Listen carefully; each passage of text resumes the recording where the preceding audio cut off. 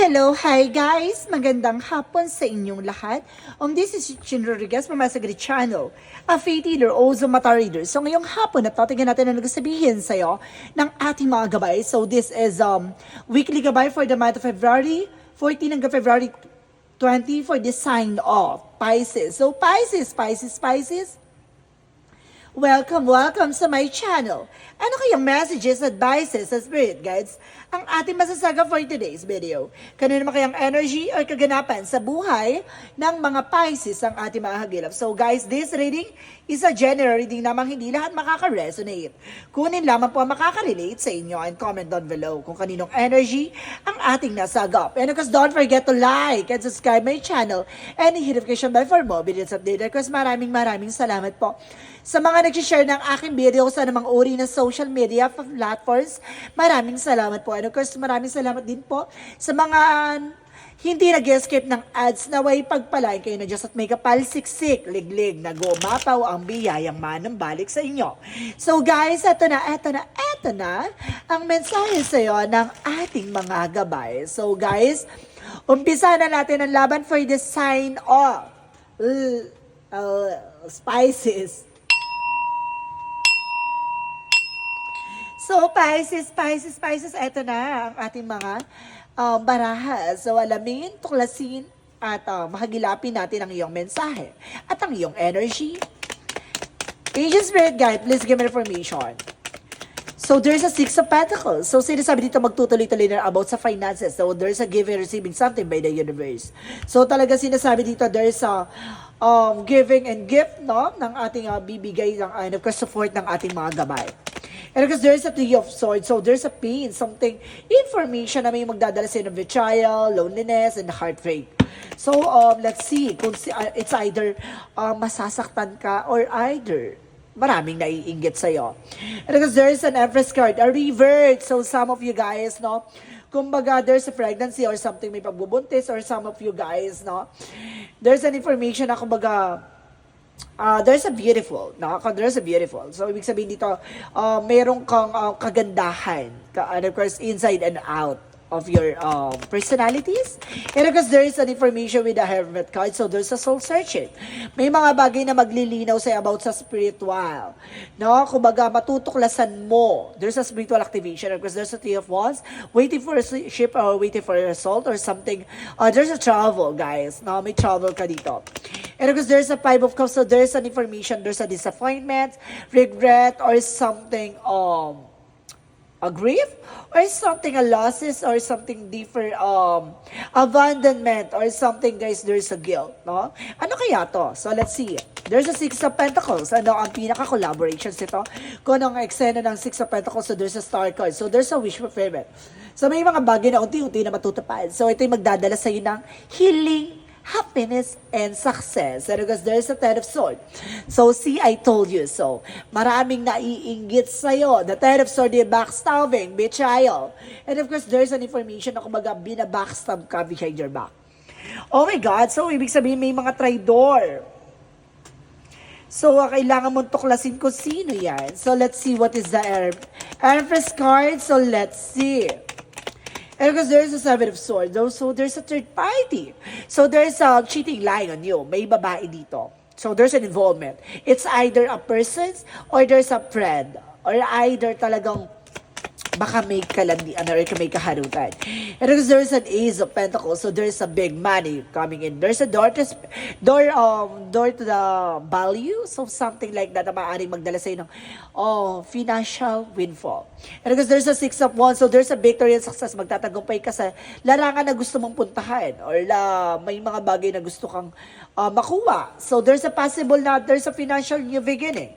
So let's see what is Five of Cups. So there's a judgment, a wake-up call. So there's an information na, kumbaga, red flag. So itong tao na to may galit sa'yo or tao na to may gumaga, there's an information na kumbaga may ginagawa na kumbaga hindi mo alam. It's either ikasasakit mo or kumbaga meron siyang tinatagong lihim. Oh my God. So let's see what is the Six of Pentacles and the Star card. So there's a Hierophant. So there's an information, education from the education na kumbaga dapat mong natutunan. There's a values. And of course, there's an intuition and traditions, guys. No? Kumbaga meron ka ditong nakasanayan. So may mga bagay dito na kailangan mo iwasan. So maging balanse ka. So pagdating sa finances, so may mga bagay siguro na nakasanayan mo sa paggastos or sa kung ano ng mga pinagbibili mo. So if there's an hope, may pag-asa na parang ibaguhin yung sistema mo. So let's see what is the Three of Swords and of course the Ten of Swords. So there's a devil. Oh my God! May gumagawa ng hindi maganda black magic, guys. May naiinggit behind your back. Itong tao na to nakakausap mo, nakakasama mo, guys. So kailangan maging aware ka, ha? So let's see. What is additional messages for the Empress card or the Seven of Swords? And because there's may third party nga, guys. It's either a friend or kapitbahay mo or a third party. No love affair. So let's see what is the Hermit card or the Ace of Pentacles. So there's the Two of Pentacles. So magkakaroon ka ng balance pagdating sa finances. So let's see what is the Six of Wands and because the Three of Wands. So there's the Justice. So justice will be served. So ibig sabihin makukuha mo what you deserve. So ibig sabihin na itong tamang pagkakataon na tamang eksena na to na kumbaga matagal mong inintay ay makukuha mo. No? So let's see what is the Five of Cups and because the Judgment. So there's a Two of Wands. So there's a choices. So parang nagkakaroon ka ng indecisions dito na kailangan mong planuhin at kailangan mong gawin. So let's see. Additional messages for outcomes. So there's a Tower moment. So there's a major changes coming in for you. And of course, there's a Page of Pentacles. So there's an investment, manifestation. So may mga bagay na kailangan mong simulan a solid and beginning. Now, and of course, there's the Three of Pentacles. So there's a collaboration and teamwork. So kailangan mo ng something connections. So guys, kailangan mong baguhin ang eksena mo. No? And of course, kailangan magkaroon ka something collaboration at commitment sa gagawin mong plano or gagawin mong negosyo. Or either na may mga bagay na kailangan mong baguhin sa sistema mo. So let's see. Additional messages for career. Sa career mo naman, there's a Five of Wands. Ito yung nagbibigay complication. I-secure mo yung finances mo pagdating sa career mo. There's a competitors or may mga taong gugustuhin ka pabagsakin. And of course, there's a Wheel of Fortune. Hindi mangyayari kasi there's a turning event of the situation na papabor sa iyo ang situation. And of course, guys, there's the King of Cups. So there's a devoted, supportive person. May taong gumagamit, sumusuporta sa iyo or either ikaw tong you are a mature and compassionate person na kumbaga kayang-kaya mong manage yung situation.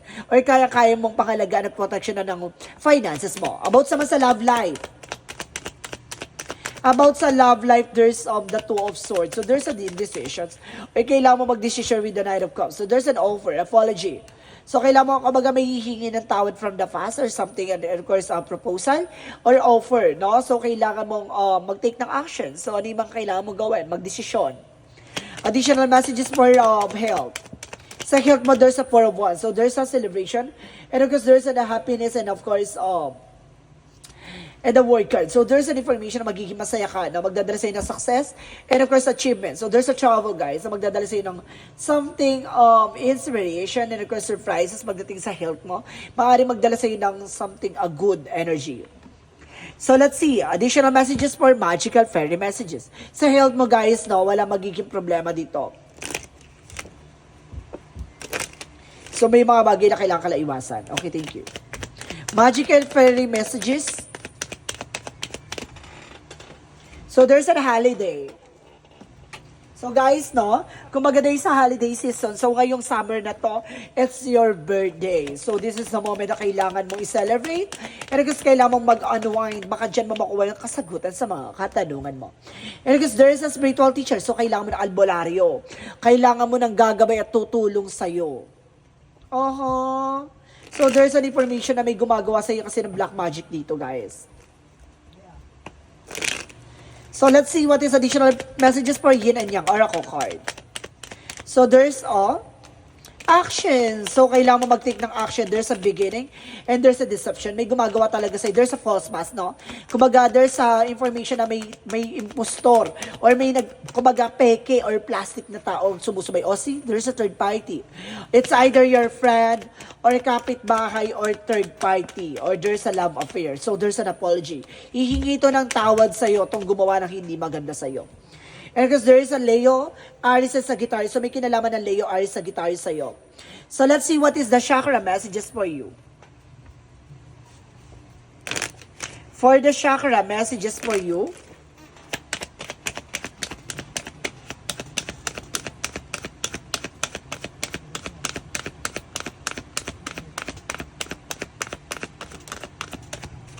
So there's a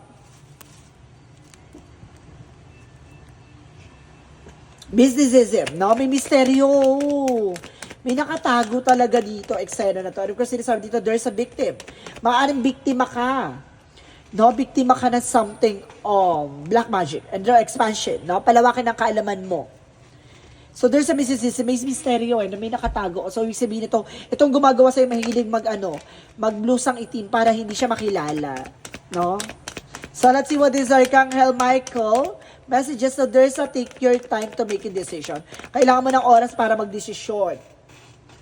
Or there's a positive thoughts create a positive result. So kailangan mo always think positive of being optimistic. And focus upon the perfect health. So kailangan mo mag-focus sa health mo. Para wala magkaroon ng epekto or kumbaga complications sa'yo. So let's see what is Archangel Raphael. So there's second option. So kailangan mo na second options. Baka nagpapatingin ka na sa ibang manggagamot or sa ibang physician or something see, change physician. Kakasabi ko pa lang eh. No, so see, change physician. No, kailangan mong magpalit ng gagamot sa'yo. Kasi, see the second options. Kasi hindi niya nakikita. Mababa yung range niya sa mga ganyang kaalaman. So let's see additional messages. So there's loosen your grip. So there's a destiny. So let God in. Hayaan mo ang Panginoon na maglagay sa isa situation. No? Parang ilalagay kayo sa tao na yun para makatulong sa'yo or instrument. You're not alone. So hindi ka nag-iisa. At the same time, your life is a canvas. There's a manifestation. May mga bagay na unti-unti ka na manifest. So let's see what is additional messages for angel spirit guides. Angel Spirit, let's give a reformation. Ano kayang gusto sabihin sa iyo ng ating mga baraha? So there's an oracle card. The answer you need is, kumbaga lahat, yung kasagutan, yung mga itong kasagutan daw na sa mga tanong mo ay alam mo na. Parang gano'n, parang alam mo na yung sagot eh, parang nagbubulag-bulagan ka lang. And of course, there's an body work. So kailangan mo na massage or exercise or something, kumbaga healing process about sa physical therapy. And there's a sensitivity. So, kailangan maging sensitive ka. Kasi parang ang gumagawa sa'yo na sa paligid mo lang. So, let's see what is the romance angels. Alam mo na eh, pero dikit ka pa rin ng dikit. Parang ganon. There's a codependency. Addiction are affecting your romance life. So, ibig sabihin may addict dito sa relationship nyo.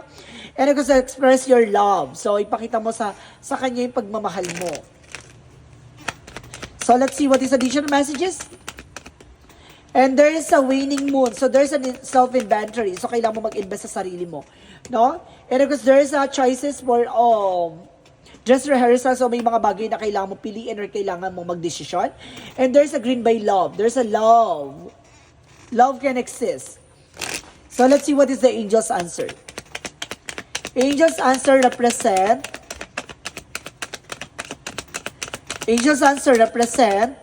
reconsider. So, kailangan mo i-consider din yung mga bagay na nangyayari sa'yo. At the same time, there's a peaceful resolution. Magkakaroon ka ng kapayapaang solusyon. No? Hindi mo kailangan ng something, di ba? Battle na talagang away or laban, no? Kailangan mo ng kapayapaan.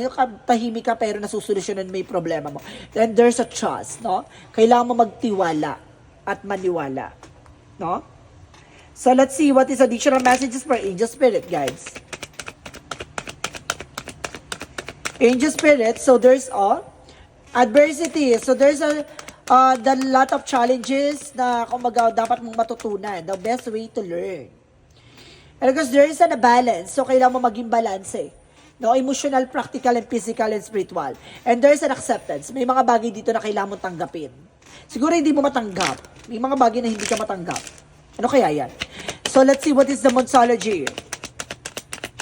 Monsology, nothing will come in the situation. Walang mangyayari sa sitwasyon hanggat hindi ka nag-take ng action. And there's you and your loved ones are safe. Na pagdating sa mga mahal mo sa buhay, safe naman daw. At the same time, you're very close to achieve your goal. Napakalapit mo na para matupad yung mga pangarap mo. Konting kembot na lang. So let's see what is additional messages for the energy.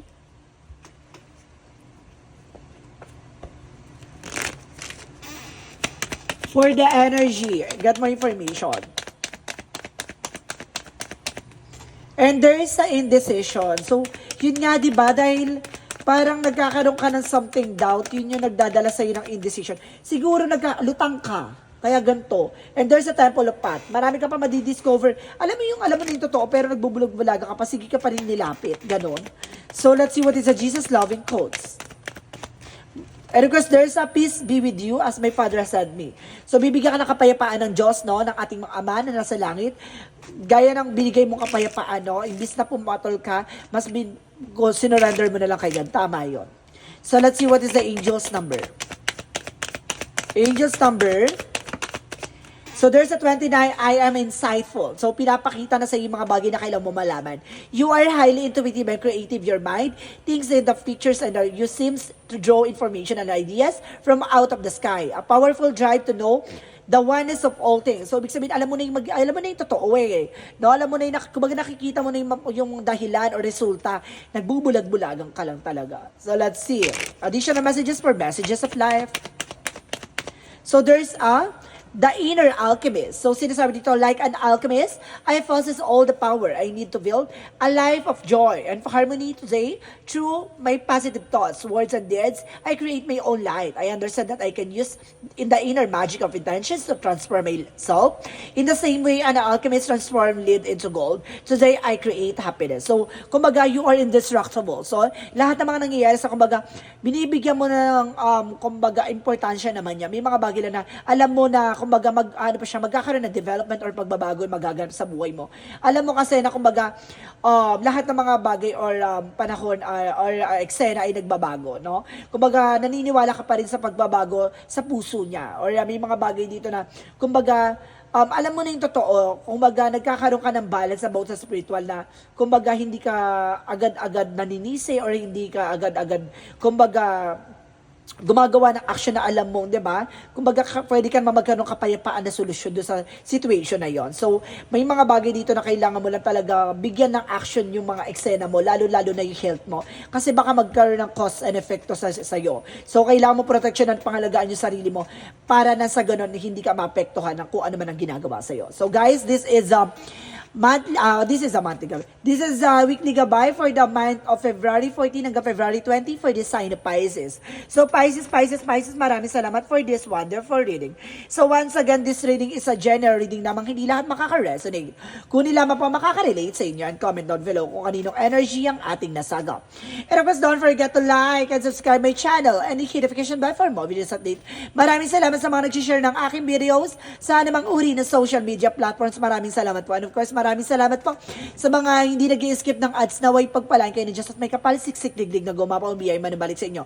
And of course guys, see you in the next video. Bye-bye and babush!